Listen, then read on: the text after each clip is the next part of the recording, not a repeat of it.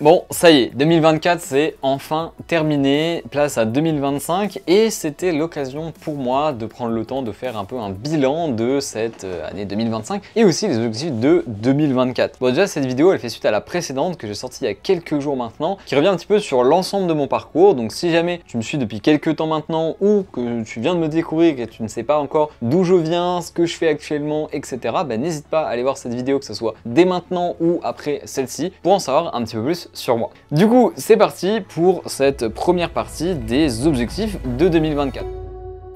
Alors déjà, je voudrais revenir sur un point, c'est qu'il n'y avait pas 40 000 objectifs, et pareil pour 2025, il ne va pas y en avoir 40 000. Déjà, pour moi, cette année, il y avait un gros enjeu au niveau structurel et au niveau mindset. En effet, j'en parlais dans ma précédente vidéo, mais depuis septembre 2023, j'ai l'impression de ne plus être à ma place au niveau de ma boîte LTD Studio. Petit rappel, LTD Studio, c'est une agence de marketing d'influence qui suit des créateurs de A à Z pour développer leur contenu sur les réseaux sociaux. Bref, parenthèse fermée. Si tu veux en savoir plus sur ma boîte, le lien de mon site en description et encore une fois, la vidéo que j'ai fait il y a quelques jours en parle davantage, notamment sur tout le parcours de la société. Mais j'avais un problème où j'avais l'impression d'avoir atteint un petit peu mes différents objectifs avec cette société. J'avais pas l'impression d'être à la place où je devais être et que la société n'était pas non plus à sa place. C'est pour ça que j'étais en grosse introspection. Est-ce que faut que j'arrête ce qui fonctionne pas, etc. Enfin, je sais pas trop dans quelle direction aller et ça c'était beaucoup problématique parce que la boîte continuait de tourner. J'ai l'impression qu'elle tournait un petit peu au ralenti et surtout qu'il y avait un côté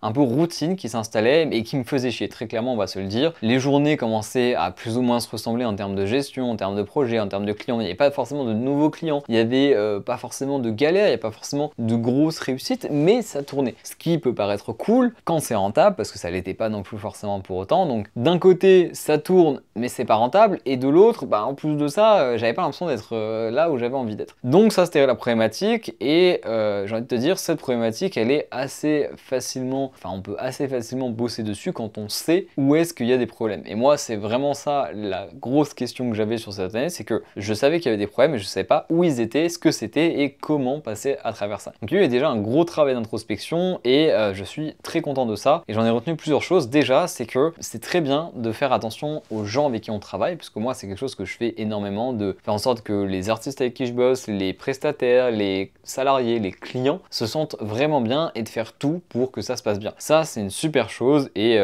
je vous encourage à faire de même, mais il faut surtout pas le faire au détriment de soi-même, de sa motivation, de son implication et de ce qu'on aime. Et moi c'est quelque chose que j'ai malheureusement trop mis de côté et je pense que c'est ça aussi qui m'a valu défaut. Et donc ça c'est un conseil que je vous donnerai, c'est de ne jamais vous effacer. C'est pas parce que vous êtes altruiste ou que vous avez envie de faire en sorte que tout se passe bien avec tout le monde qu'il faut vous oublier vous-même et de ne pas penser à vous. Moi j'avais beaucoup ce truc de me dire ouais mais si je fais énormément attention à moi, que c'est d'un point de vue financier, que c'est d'un point de vue mindset, d'un point de vue des envies, en fait forcément ça va couper certaines choses parce que mes envies évoluent mais peut-être que les envies d'autres personnes avec qui je travaille n'évoluent pas. Donc forcément si mes envies évoluent, ça va s'arrêter avec d'autres personnes et voilà. J'ai ce côté en mode non tu vois, il y a des personnes, je bosse avec elles depuis 2-3 ans, si je commence à changer de cap etc, elles vont pas se retrouver etc. Ouais mais est-ce que moi c'est ce que j'avais vraiment envie d'avoir? Petite notif Discord. Et non. Et donc j'ai eu un gros travail là-dessus pour essayer de ne plus m'oublier et de penser un peu plus à moi. Ça peut avoir un côté égoïste, c'est surtout ça moi aussi qui m'a pas mal bloqué, mais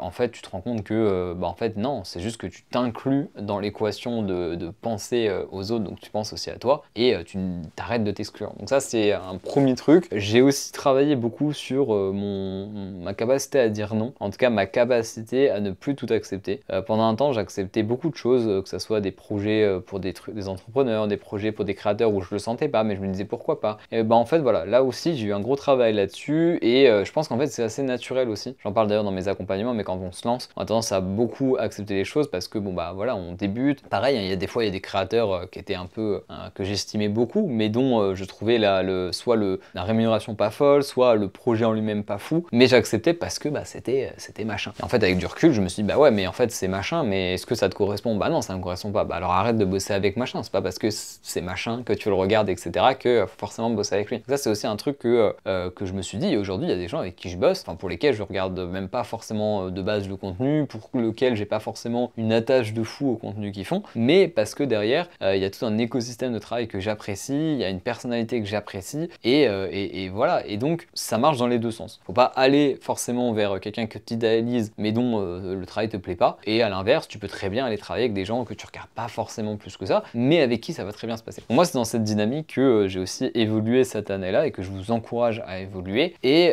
j'ai aussi step up d'un point de vue mindset de qu'est-ce que je veux vraiment pour mon agence. J'en parlais encore une fois dans la précédente vidéo, je me suis vraiment dit ok, moi aujourd'hui je fais que de la post-prod, c'est cool, mais moi personnellement j'interviens pas dessus parce que j'ai des prestataires et même si j'ai fait 8 ans de montage je suis totalement dépassé. Aujourd'hui j'ai envie d'évoluer et faire d'autres choses, et j'ai eu l'opportunité aussi grâce à un client que je remercie énormément qui s'appelle Noah Dorian de pouvoir tester pas mal de choses, que je puisse gérer petit à petit la chaîne, que je puisse gérer petit à petit ses tournages, de puisse apporter des idées, les mettre en place, briefer les équipes et gérer encore une fois la post-production. Et bref, aujourd'hui j'ai un rôle beaucoup plus large par exemple avec ce client, et je commence aussi à avoir ce rôle avec d'autres clients. Et donc ça c'est aussi un truc que petit à petit j'ai été amené à concevoir, à voir, et je me suis dit ok, ça c'est un truc qui me plaît. J'avais aussi ce blocage où quand je regardais l'agence dans la position dans laquelle elle était, je me disais ok, que dans 5 ans je me vois avoir la même agence en faisant que de la post-production, et j'arrivais pas à conceptualiser ça. J'arrivais pas à me dire ok, là l'agence comme elle est, dans 5 ans elle est pareille. Non, j'arrivais pas, parce que pour moi c'était pas possible. Maintenant avec la nouvelle structuration que j'ai avec l'agence, me projeter sur 5 ans c'est beaucoup plus faisable en fait, c'est même possible en fait. J'arrive à me dire ok, dans 5 ans j'aurai la même structure, enfin je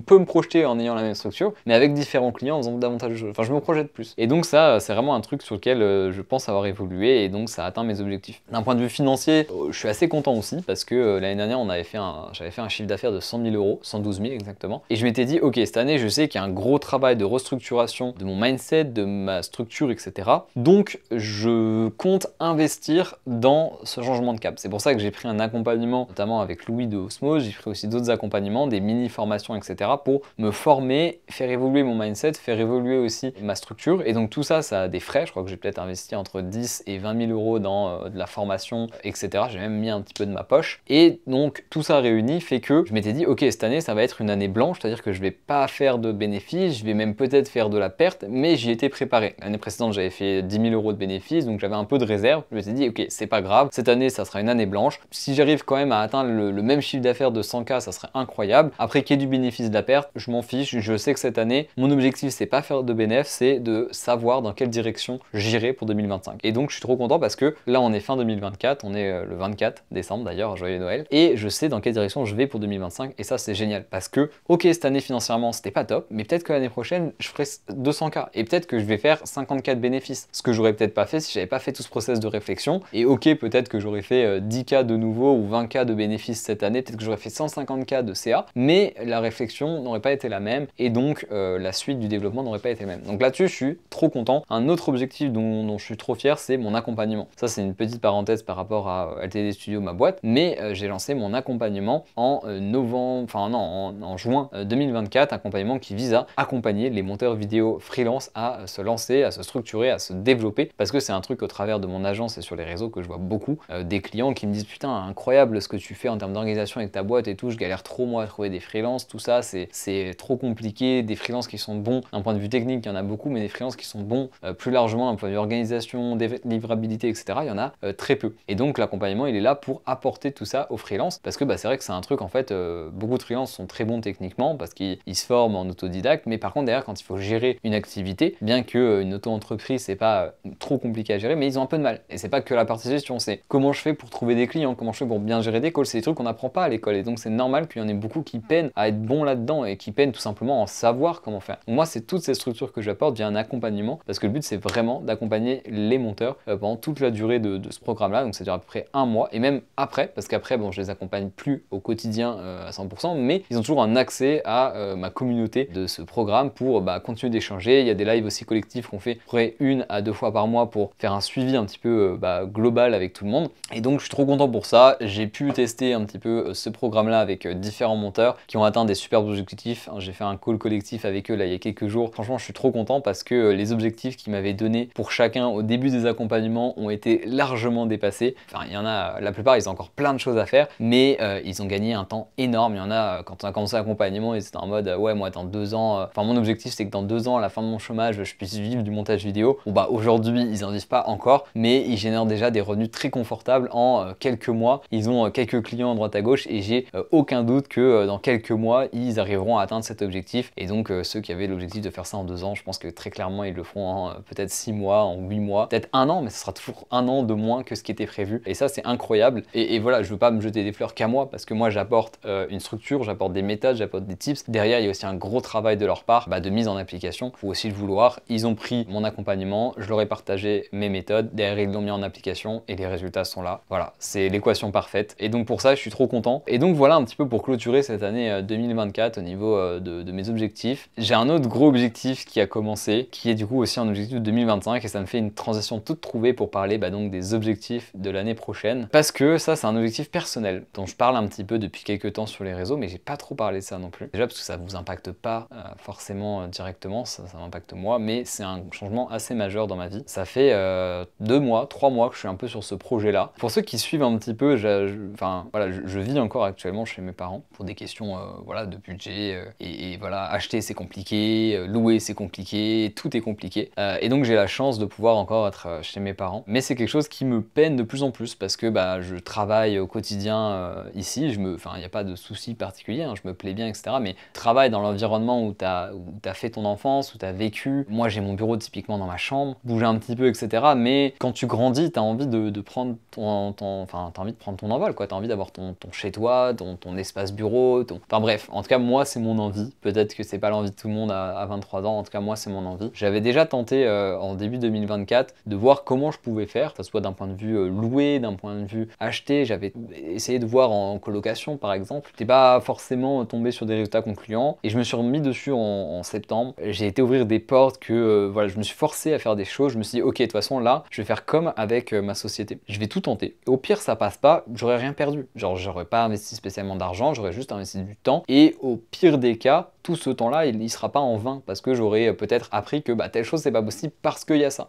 Telle chose c'est pas possible parce qu'il y a ça. Et ça c'est aussi un truc que je vous conseille à vous de faire. Moi c'est un truc que j'ai beaucoup appris en introspection avec ça. C'est parce que des fois en fait on se dit ouais non ça je peux pas. Moi typiquement c'est ce que je me disais. Je me disais louer je peux pas, c'est trop compliqué, je génère pas trop de revenus, on va pas vouloir. Acheter pareil, pas possible. Les banques ils vont pas me suivre en termes de crédit. Mais à aucun moment je suis pour la location, je l'ai un peu fait. Mais pour le crédit, je l'avais un peu fait aussi, mais j'ai pas trop poussé le truc. Ce que je veux dire par là, c'est que c'est des fondements que je me suis dit naturellement en voyant d'autres freelances parler sur les réseaux, en me faisant mon auto-analyse de mon profil par rapport aux banques, etc. Et donc naturellement, je me suis dit, bah non, c'est pas possible, je peux pas faire ça. Et donc en septembre, je me suis dit, mais en fait, t'as jamais essayé d'aller au bout du truc, en fait. Ne serait-ce que de prendre plusieurs rendez-vous dans des banques, au pire, tout le monde te refuse. Mais t'as jamais pris le pli de vraiment aller au bout du truc et de te prendre que des refus. Donc en fait, tu t'annules des trucs qui sont peut-être vrais, mais t'as pas vraiment poussé la chose. Donc moi j'avais ce truc de me dire ok,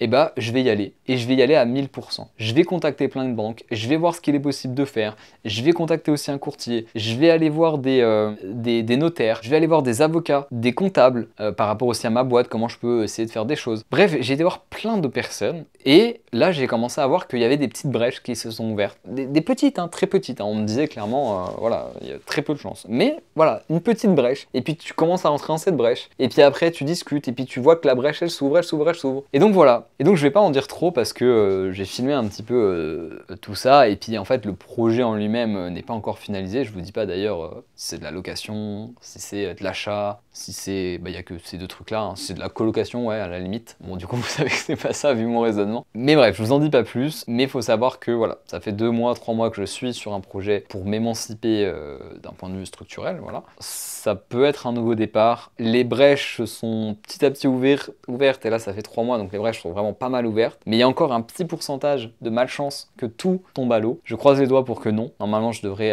officialiser, enfin je devrais avoir les dernières réponses prochainement, et j'espère pouvoir vous en parler prochainement. Mais donc ça, c'est aussi un gros objectif qui a commencé en 2024, qui va se finir normalement sur le premier trimestre 2025. Je vous en parlerai. Comme j'ai dit, il y a une vidéo qui sera dédiée à ça normalement, je pense, où je suis en train de tout filmer pour à peu près tout documenter. Donc voilà, je vous en dis pas plus, mais je suis très content. Ça pourra permettre un nouveau souffle avec aussi la nouvelle direction de l'agence. Et donc tout ça mis bout à bout, je pense que ça peut que être motivant, bénéfique et pousser encore plus d'implication pour la suite. Donc voilà, donc en gros, mes objectifs de 2025, bah, c'est aller au bout de ce projet-là. Et derrière, bah, m'émanciper encore plus d'un point de vue de LTD Studio pour avoir vraiment une agence beaucoup plus grosse, aller chercher de plus gros clients. Ce que je peux vous dire, c'est qu'il y a de tout. Il y a des femmes, il y a des hommes, donc des créateurs, des créatrices. Donc déjà pour le côté diversité, je suis trop content. Il y a du gaming, il y a du divertissement, il y a du lifestyle, il y a des, il y a une créatrice, enfin il y a des créatrices qui ont 160 000 abonnés, il y a des créateurs qui ont 5 millions, il y en a qui sont là depuis 10 ans, il y en a qui sont là depuis 2 ans. Bref, il y a de tout et de rien et je suis trop content parce qu'avant tout, c'est des profils qui me correspondent, qui correspondent à ma vision et voilà. Donc en tout cas, je suis trop content de pouvoir avoir cette projection sur 2025. Évidemment, je suis conscient que tout ne va pas se faire avec les contacts que j'ai actuellement, mais c'est pas grave, il y a des belles choses qui vont se faire et donc si tu veux suivre ça, je t'invite à aller en description, il y aura mon compte Twitter et le compte Twitter de l'agence, ça sera sur ces réseaux-là que tu pourras voir ce qui va se passer. En tout cas, j'ai très hâte, mais du coup, voilà, un objectif principal pour moi, c'est de continuer le développement que j'ai initié sur cette fin d'année 2024 pour l'année 2025 avec l'agence, donc ce nouvel arc, ça va être de continuer à structurer cette nouvelle vision, parce que finalement, elle est assez jeune, hein, on est en réflexion, enfin je suis en réflexion depuis que 4 mois dessus et je mets seulement en place le démarchage, etc. depuis quelques temps. Donc ça va être de continuer dans cette direction et de confirmer cette direction-là avec toutes les personnes qui englobent eh bien, l'agence et tout ça. Bah, un autre objectif, ça serait d'un point de vue financier, tout simplement bah, d'aller chercher éventuellement les 150 000 euros de chiffre d'affaires, voire les 200 000. Et au-delà du côté CA, parce qu'en vérité, le CA, c'est bien pour flex, on va pas se mentir. Afficher 100 000 de CA, 150 000, 200, 1 million, c'est bien pour flex, on va pas se mentir. Mais ceux qui le savent très bien, c'est qu'un CA, ça veut tout rien dire. On peut faire 1 million de CA et avoir 100 000 euros de perte, tout comme faire 1 million de CA et faire 200 000 euros de bénéfices. Donc le CA, ça veut tout rien dire. C'est un indicateur de développement, oui, mais ce n'est absolument pas un indicateur de rentabilité. La preuve en est, c'est que j'ai fait le même chiffre d'affaires cette année que l'année dernière et j'ai été beaucoup plus rentable l'année dernière que cette année. Donc la preuve en est, le CA, c'est pour flex. J'ai quand même un objectif de CA parce que je trouve que c'est quand même pertinent de se mettre ce genre d'objectif, mais le gros objectif que j'ai d'un point de vue financier au-delà de cet objectif de CA, c'est surtout un objectif de rentabilité. Moi, si l'année prochaine je refais 100 000 de CA, mais que je suis 3 fois plus rentable, pour moi, ça sera une réussite. Et oui, j'aurais pas atteint mon objectif de 150 ou 200 000 euros au compteur de chiffre d'affaires qui me permettra de flex en fin d'année sur Twitter, mais je serai plus rentable et ça, c'est tout ce que je me souhaite, c'est tout ce que je souhaite aussi aux gens qui travailleront avec moi parce que qui dit plus de rentabilité dit aussi beaucoup plus de cash pour se développer, pour recruter, pour machin, pour ceci, pour cela. Et là-dessus, moi, j'ai plein d'idées parce que forcément, du coup, on va se développer sur d'autres branches que la post-production et j'ai plein de choses que j'aimerais faire avec des gens recrutés, etc. Et pour ça, bah, il faut avoir un certain seuil de rentabilité. Et puis au-delà de ça, hein, comme je le dis, moi, ça fait 3 ans, entre guillemets, hein, que je suis bénévole pour l'agence. En tout cas, je me suis jamais rien versé parce que j'ai toujours voulu développer l'agence. Au bout d'un moment, il faut aussi que moi-même, je puisse être rentable parce que le but, c'est quand même de pouvoir vivre. D'autant plus que, comme je l'ai dit, j'ai un projet d'émancipation dont j'en reparlerai. Et donc forcément, pour ça, il faut de l'argent. Puis même globalement, il faut de l'argent pour vivre et tout l'effort que je mets depuis 3 ans dans l'agence, pouvoir un peu toucher cette rentabilité. Moi, je ne vise pas nécessairement à me faire des sous de malade. Si demain, je me fais 10 000 euros par mois, grand bien m'en fasse. Si je m'en fais 5, je serai très heureux aussi. Si je m'en fais 100, je serai très heureux, évidemment. Mais je cours pas après ce côté argent, argent, argent, argent. Moi, ce que je veux, c'est avoir un minimum d'argent pour vivre. S'il me faut 2500 minimum pour être bien, ça sera déjà très bien. Après, oui, je pourrais avoir plus, ça me fera plus voyager, ça me fera peut-être dépenser dans des plus gros restos, dans des plus gros hôtels, dans des trains en première classe, des avions en première classe. Oui, le lifestyle pourra être amélioré et qui ne va pas vouloir ça. Mais je cours pas après et surtout, je ne cours pas après cet argent si c'est au détriment d'autres personnes. Ce que je veux dire par là, c'est que si tu me dis tu peux faire 10 000 euros, mais en faisant ça, tu vas tirer au rabais les prix des artistes avec qui tu bosses, tu vas payer au lance-pierre un alternant ou un salarié, ça m'intéresse pas. Moi, je veux m'enrichir si j'arrive à faire en sorte que l'écosystème entier de mes activités permette aussi aux différents collaborateurs avec qui je travaille d'être bien. Sinon, ça n'a pas de sens. Si moi, demain, je génère 10 000 euros par mois, que je vis la best life, mais qu'à côté, j'ai des freelances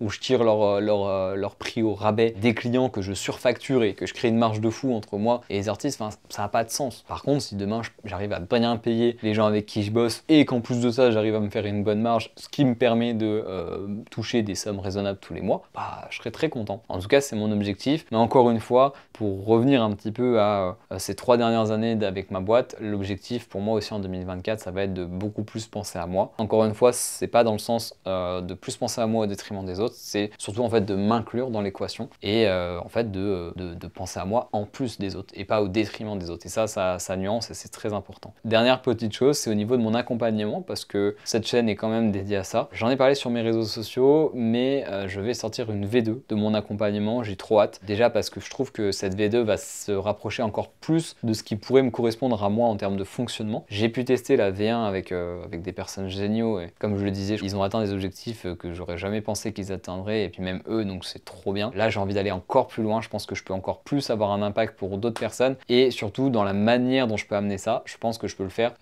d'une manière encore plus folle qui moi va me permettre de partager encore plus d'informations mais à la fois de gagner du temps pour moi tant que je vais pouvoir réinvestir dans des calls, dans d'autres choses pour aider toujours continuellement ces personnes. Donc j'ai trop hâte. Suivez-moi sur les réseaux sociaux et notamment Twitter si vous voulez en savoir plus, ça arrivera je l'espère sur la première partie de l'année 2025. J'ai trop hâte. Pour finir, le dernier objectif c'est lié à cette chaîne YouTube. J'aimerais bien reprendre à l'instar de cette vidéo et la précédente les vidéos sur YouTube. Par contre, je ne veux pas me mettre la pression, donc il va pas y avoir forcément d'échéance. Vous attendez pas non plus à du contenu de fou. Ce que j'ai envie de faire, c'est d'être naturel, de vous partager des choses comme je le fais là. Ça sera alors pas des vidéos aussi longues que ces deux précédentes. Là, je voulais juste prendre le temps. Je vise à vouloir faire des vidéos entre 3 et 7-8 minutes qui à chaque fois auront un but d'expliquer qu'est-ce que la TVA, qu'est-ce que la CFE, comment se déclarer en tant qu'entreprise, quelle banque choisir, enfin bref, plein de choses. Comme ça, le but c'est d'apporter un maximum de valeur. J'aimerais bien pouvoir sortir 1 à 2 vidéos dans ce style-là par mois. Encore une fois, je me mets pas d'objectif que je ne pourrais pas tenir, mais je vous partage juste mon envie personnelle. À savoir que, petite info, j'ai déjà tourné plusieurs vidéos, donc n'hésitez pas encore une fois à vous abonner sur cette chaîne pour les retrouver et me suivre sur les différents réseaux sociaux pour être aussi informé de tout ça. En tout cas, j'ai trop hâte de commencer cette année 2025 et n'hésite pas, toi aussi dans les commentaires, à me dire